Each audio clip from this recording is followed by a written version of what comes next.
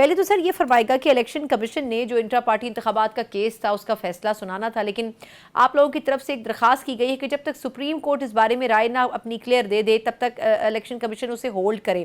سر اب انہوں نے فیصلہ تو محفوظ کر لیا ہے، تو ایکسپیکٹیشن کیا ہے؟ کیونکہ الیکشن کمیشن کے بارے میں پی ٹی آئی کی رائے کبھی بھی اچھی نہیں رہی ہے۔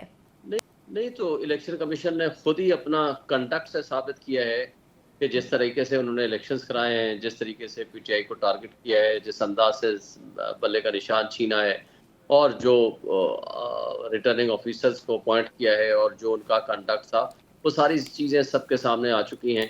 جتنا بدترین قسم کی دھاندلی ان کے زمانے میں ہوئی ہے، اور پھر جب سب کچھ ہونے کے باوجود ہم جیت چکے تھے، تو جس طرح فارم 47 بنوائے گئے اور ان کی زیر نگرانی سب کچھ ہوا، وہ کس کو نہیں پتا۔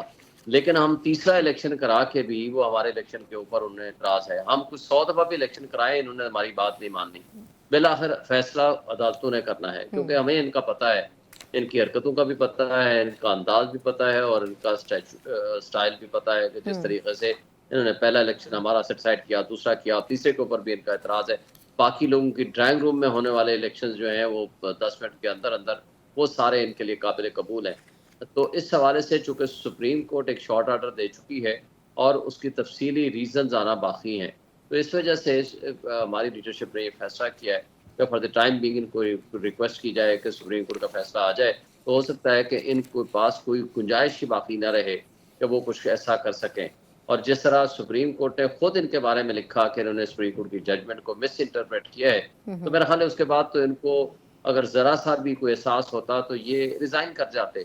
اور بہرحال نہ صرف یہ کہ انہوں نے ریزائن نہیں کیا، بلکہ مستقل بنیادوں پر پی ٹی آئی کے خلاف جو فیصلے ہو سکتے ہیں وہ کیے جا رہے ہیں۔ یہ بتائے گا کہ اب جیسے پی ٹی آئی مخصوص نشستوں کے فیصلے پر عمل درآمد کے لیے سپریم کورٹ میں درخواست دائر کر چکی ہے، دوسری طرف الیکشن کمیشن یہ کہہ رہا ہے کہ آپ نے جو فیصلہ دیا ہے اس کی کچھ مزید وضاحت کر دیں، تو آپ کے خیال میں کیا ان کلیئر چیز ہے جو اس ڈیسیجن میں ہے کہ ایک طرف ان کو سمجھ نہیں آ رہا، دوسری طرف سپریم کورٹ اس پر عمل درآمد میں ناکام نظر آتی ہے؟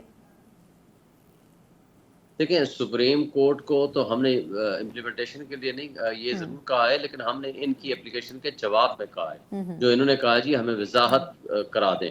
وضاحت کے لیے تو انہوں نے صرف پروونشل کے حوالے سے کہا تھا کہ پھر بھی کوئی ایسی چیز جو سمجھ نہ آئے۔ فیڈرل کے لیے یا نیشنل اسمبلی کے لیے تو کوئی ابہام کی بات ہی نہیں کی تھی انہوں نے۔ تو وہ یہ سمجھتے ہوئے نہیں سمجھنا چاہتے، تو دراصل ان کی بدنیتی ہے اور کوئی ایسی چیز نہیں ہے۔ لیکن سپریم کورٹ میں چونکہ آپ کو پتا ہے کہ ریزنز ابھی آنا باقی ہیں، اس وجہ سے انہوں نے ابھی امپلیمنٹیشن کے حوالے سے کوئی بات نہیں ہوئی۔ لیکن جو ہی چھٹیاں ختم ہوگی اور ریزنز آ جائیں گی تو میرا خیال ہے کہ امپلیمنٹ تو ان کو کرنا پڑے گا بالآخر۔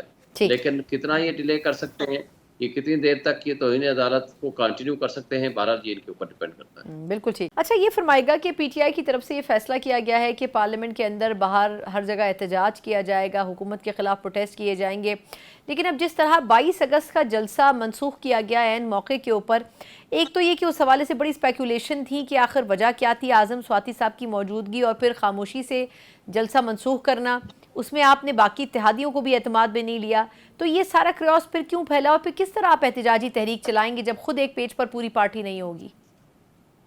دیکھیں، اس میں کوئی شک نہیں ہے کہ ہم تو مکمل طور پر تیار تھے۔ ہزاروں کی تعداد میں لوگ پہلے ہی آ چکے تھے پورے پاکستان سے، اور شاہ آباد پنڈی کے لوگ اور سراؤنڈنگز کے سارے چل پڑے تھے جلسے کی طرف، اور علی امین گنڈا پور صاحب بھی پوری طرح تیار تھے۔ میرا خیال ہے اس وقت پہ اس کا منسوخ کیا جانا یا ملتوی کیا جانا مناسب فیصلہ نہیں تھا۔ میں نے تو اس کو واضح طور پر اوپنلی اس کا اظہار بھی کیا تھا، اور میں تو کورٹ میں تھا، کنٹیمپٹ آف کورٹ لے کے بیٹھا ہوا تھا اس وقت جب مجھے پتہ چلا۔